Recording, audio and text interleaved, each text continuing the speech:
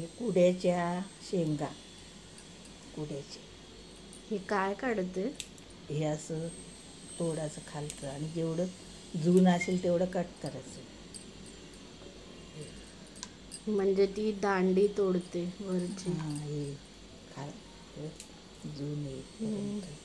ती जून काय कट करून टाकायची का?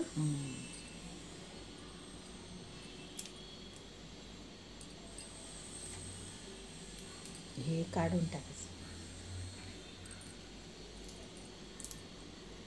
याला काही ते चीक निघते का? हां,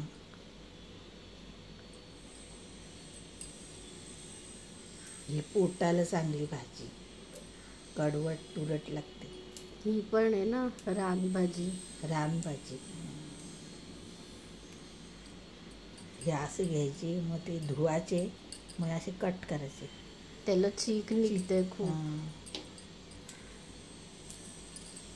अच्छा, म्हणजे ते कळवं ते हे काढून टाकते. हे जून हे तोपर्यंत.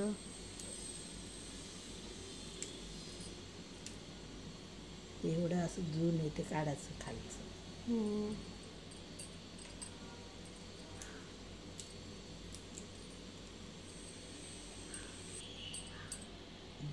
जून असलं का निघते.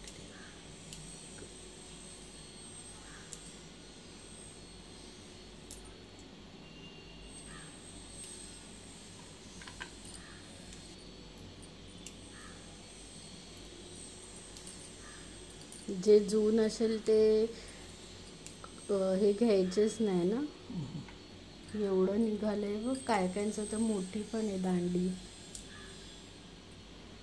ही जून आहे, वाकत नाही, हे कडक असते. ती काय ती फेकून द्यायची ना. द्यायची. एकदम अशी हेच पाहिजे चांगली. नळाखाली ना मम्मी फक्त धुते. एवढा निघाला ना ही कचरा. आता ही काय ही कट करते भाजी. करते आता.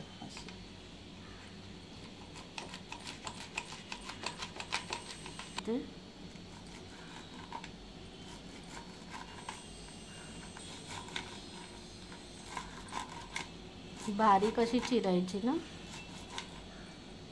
जून आले. 7-8 मिरच्या आहेत ना आई. थोडंसं फक्त चीर देते. कुड्याचं हे असं झालं ना कट करून भाजी. तेल टाकते ना 4 पळी. हिंग. हे आता मिरची टाकते ना. हे लसूण आता हे टाकणार ना. आणि हे कांदा पण 4 कांदे छोटे.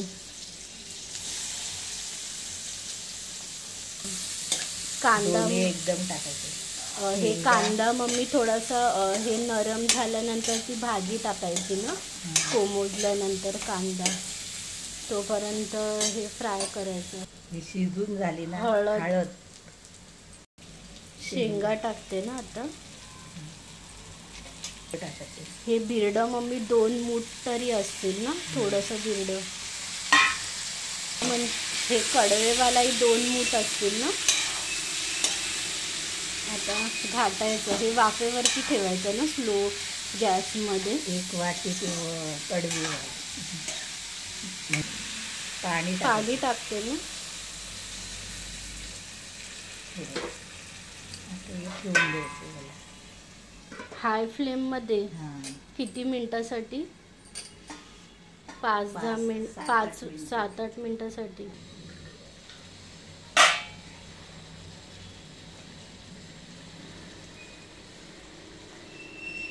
मीठ टाकते. हे कडवे वालणं आणि शेंगा पण कडवट तुरट म्हणून साखर. 1 चम्मच. 2 खोबरं आहे ना हे. ओला हे खोबरं.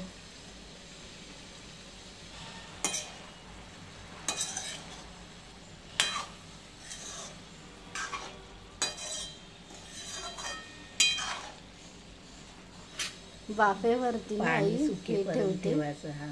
जोपर्यंत ते पाणीने हे सुकत तोपर्यंत ही ठेवायची ना भाजी आई.